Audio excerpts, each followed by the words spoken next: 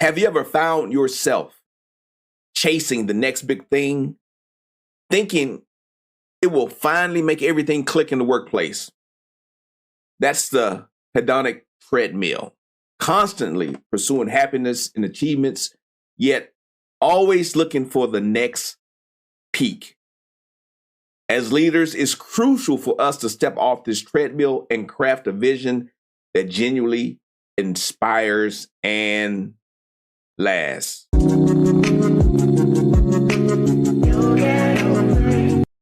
Yes, rise and shine leaders. This is Glenn Guyton, keynote speaker and workplace trainer. It's time for our executive coffee break.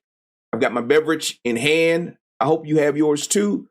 They say you can't choose your family, but you can choose your workplace culture and your beverage, of course. Leadership matters, so you might as well get good at it.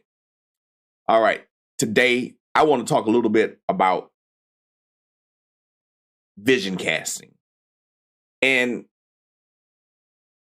the additional question I have for you is, in what ways can leaders effectively define and communicate their organization's purpose, vision, and strategy to drive meaningful results? So let's dive into it. Defining your vision. As a leader, your vision is the North Star for your organization. It's not just about where you're going, but it's also about when you will get there. Start by asking yourself, what impact do you want to have in the world, in your community, in your organization?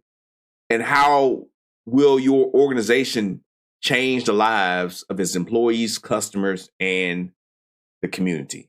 All right. So what is the impact that you want to have in the world? That's a great place to start. But how will your organization get you there? How will it change the lives of your employees, customers, and the community? I think one of the first things that we have to do as leaders is get out of our own head. I think that's important. I think that's an important piece. Getting out of our own head. As leaders, as visionary leaders like yourself, you have a ton of ideas swirling in your head.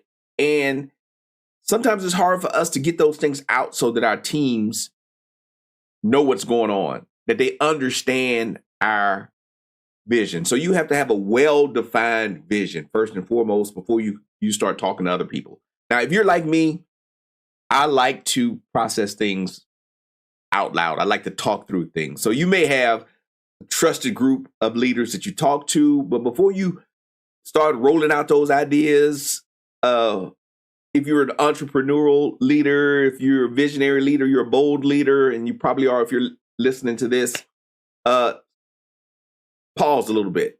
Get that vision well-defined. I actually had a person on my team who I knew was going to shoot down anything I came up with. Just, I mean, and not in a negative, not in a bad way, but I knew they were going to dissect any idea that I came up with to pieces. They were just going to cut it up. They were going to cut it up, cut it apart, rip it apart. But that person was a good person to have on my team because they made sure that any idea I had was well defined. It was well thought out. If I could get it past him, I knew I had a solid, well thought out idea. So that's the first step. Just really define your vision in a way that other people can understand what you're thinking. And I know I have ideas all the time.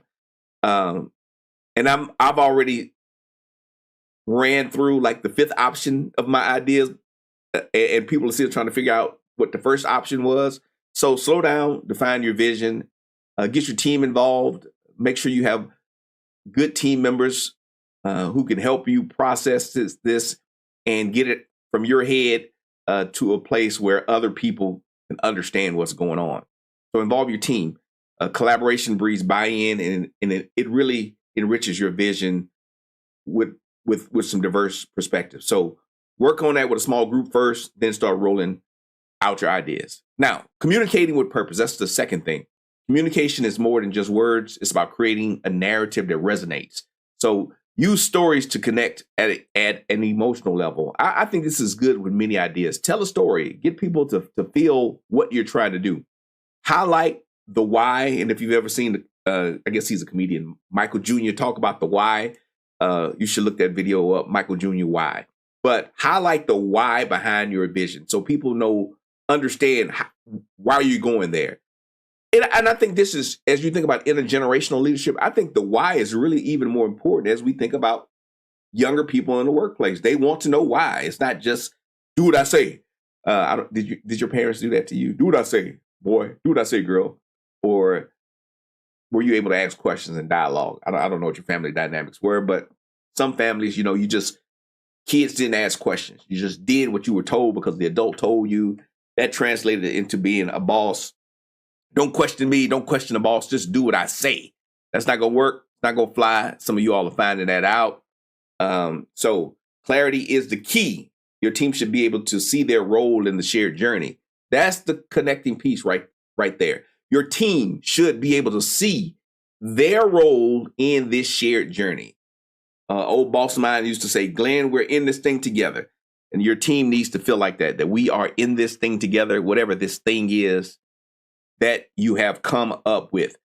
So make sure that you're telling stories, you're getting people engaged, involved, share some experience of how this thing is going to be transformational. And if it's not going to be transformational, why the heck are you doing it? You probably doing too much. You're probably doing the most. So slow down. Think about it. We're talking about visionary leadership. We're talking about making significant changes in the workplace that you are articulating as the leader, as the CEO, as the executive director. And again, even as you share this, remember, let's not forget that it's important to have constant and consistent reinforcement. Your vision isn't just set it and forget it. You all remember the old Ron Popeil? I'm dating myself. Ron Popeil had this chicken roaster, and you could just set it and forget it. This was before the air fryer. Set it and forget it. That's what Ron Popeil said. You put your chicken in there, set it and forget it. You just came back when it's done. You can't do that with your vision. You can't set it and forget it. It needs to be a part of your daily operations, and it needs to be simple. Like however you communicate this thing needs to be pretty simple so people can catch the vision so that they can get it. Now, maybe I'm talking to myself with this one, and this may not be a problem for you. Third thing I want to share with you today is I want you to avoid the hedonic treadmill. Now, do you know what that is? But you have to avoid it. The hedonic treadmill, as a leader, I want you to get off of it. Again, if you're an entrepreneurial leader, a high achieving leader, this is probably a problem for you. You're always trying to get to that next thing.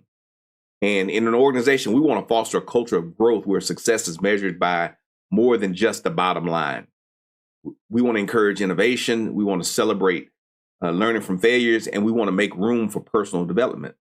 And so as a leader, as a high achieving leader, you may already be on to the next thing. I actually kind of used to pride myself in that. Hey, I'm already on to the next idea, because there's a need in myself, a deep need to achieve, right? And maybe I equate it with happiness. That's part of this hedonic treadmill thing is trying to get to the next thing, to get the next happiness, the next boost. Is kind of like a drug, maybe for some of you as leaders. Let me explain it this way to you. Imagine you're playing a video game where you keep leveling up, right? You're getting better gear, you're unlocking new areas. And each time you level up, you're super excited. But after a while, you start to feel like it's the same old thing. And you're looking for the next level or the next best gear or thing, or the next thing to excite you. If you're into stuff, maybe you're looking for the next great mug, the next Stanley Cup. And this cycle keeps repeating. And no matter how much you achieve, you'll always end up wanting more, and you're never completely satisfied for long.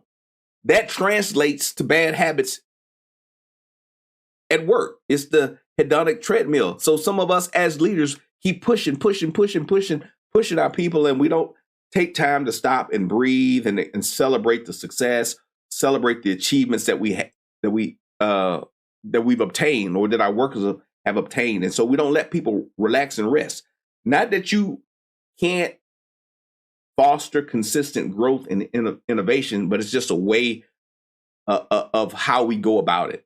You have to celebrate the successes and the achievements that your team and leaders make before moving on to the next thing. You have to have really good communication, and we want to make sure that we are doing the next thing for a reason, for a purpose. What is our why? That goes back to what I said originally. What is our why for changing this or doing the next thing? Don't just do stuff. Don't just switch up stuff because you feel like switching up stuff. Don't just change. Oh, well, we're going to go to a new software, a new operating system because this is better. Okay, all right. Sometimes you do need to do that. But really explain to me why. Was something about the old system not working for us? Were we missing some capabilities? Was the software going to become obsolete and we want to switch over before that date? Really explain the why. Don't just say, hey, oh, this is new and great. I just found something great. Let's move to this. And your team is spending hours and hours and hundreds of thousands of dollars, tens of thousands of dollars learning this new software on a whim, or learning this new process because you went to a conference and you were so excited. Oh, I went to this conference. I learned so much. And I do this all the time. So I'm talking to myself. Oh, I went to this conference. This is a great idea. This is the best idea. But sometimes we have to take a breath and say, hey, why am I doing this? Do we really need to do this right now? And there are times in the workplace where you do want consistent and constant growth, but that really needs to be well defined. We don't want to just continue chasing after new things and trying to make big changes because it's not going to make us more satisfied. If it is, it probably is not going to make us more productive in the workplace. Innovation isn't just constantly shuffling things or rearranging the chairs on the deck. No, that's not what we want to do. So we have to celebrate. We have to find joy in the things that we're doing. We have to really be strategic about change in the workplace, leaders. And so you can't do everything. You can't execute everything. You're going to burn your people out. You need to take a breath and really be strategic about what's going on. So let me just review those things again before we close here. Define your vision. That may mean you need the help of your team, your primary leaders to help process that for you, to help fine-tune that idea. Don't just throw it out, but really define your vision, what you want to do. You're setting the tone, you're setting the direction of the organization. So again, we don't want to do these things with thoughts that aren't well formed.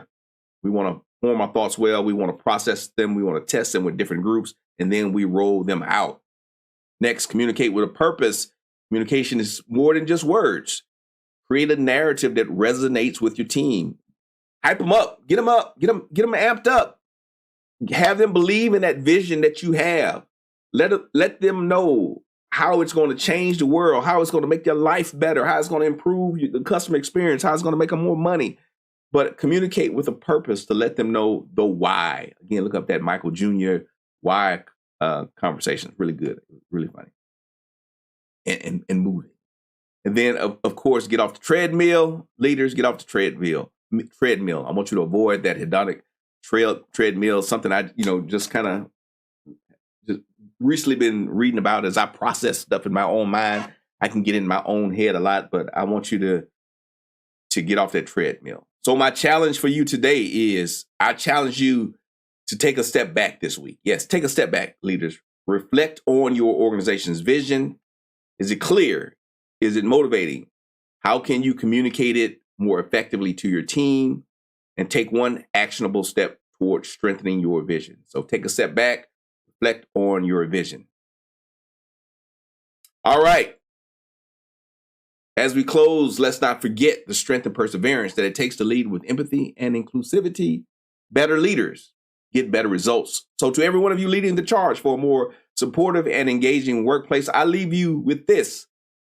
Stay bold, stay inspired, and remember that your actions today shape the culture of tomorrow. I'm Glenn Guyton. You have a wonderful, wonderful, wonderful day.